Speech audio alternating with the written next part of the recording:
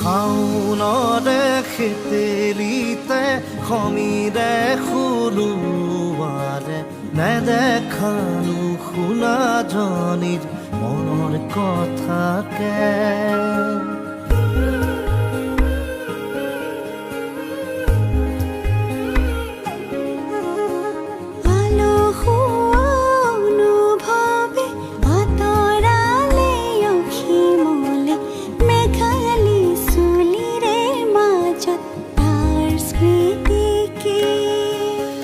সপোনতে খেদি ফুৰো নিথকত থমকিৰলো ঠিকনা বিচাৰি তোমাৰ পদূলি